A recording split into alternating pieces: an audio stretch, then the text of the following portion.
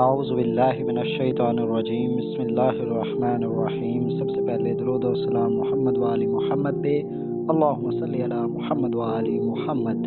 آج کی ہماری ویڈیو ہے فریب خود پسندی۔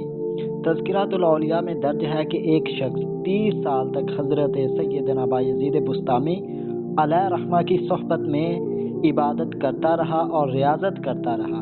ایک دن آپ سے عرض کیا کہ اتنا عرصہ گزر جانے کے باوجود آپ کی تعلیمات مجھ پر اثر انداز نہ ہو سکی۔ آپ نے فرمایا، اب تو ایک ہی شکل سے تیرے اوپر اثر ہو سکتا ہے، لیکن وہ تیرے لیے قابل قبول نہیں ہوگی۔ اس نے عرض کیا کہ میں آپ کے ہر حکم کی تکمیل کروں گا۔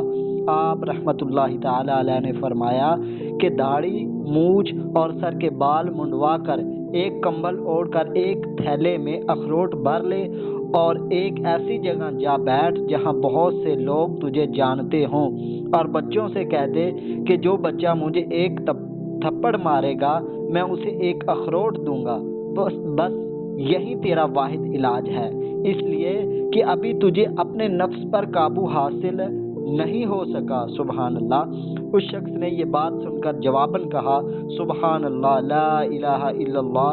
تو آپ نے فرمایا، یہ الفاظ اگر کسی کافر کی زبان سے ادا ہوئے ہوتے تو وہ مسلمان ہو جاتا، لیکن تو یہ الفاظ کہہ کے اس لیے مشرک ہو گیا کیونکہ یہ الفاظ تو نے عظمت خداوندی کے اظہار کی بجائے اپنی عظمت کے اظہار کی خاطر ادا کیے ہیں۔ اللہ اکبر۔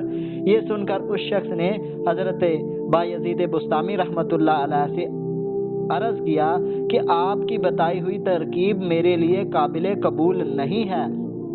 آپ نے فرمایا کہ یہ تو میں نے پہلے ہی کہہ دیا تھا کہ تو میری بات پر عمل نہیں کر پائے گا۔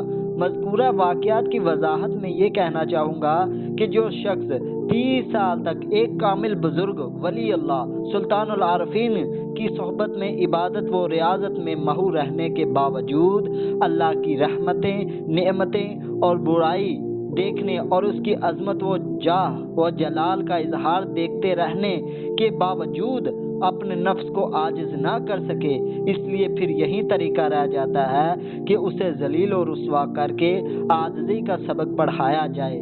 انسان اپنی جان پہچان کے لوگوں میں اٹھ بیٹھ کر ہی اپنے نفس کو ذلیل یا مغرور کرتا ہے۔ مذکورہ شخص اپنے ارد گرد کے لوگوں میں مقبول تھا اور اپنی عبادت گزاری اور دین سرپرستی کے اظہار سے بھی مشہور و معروف تھا۔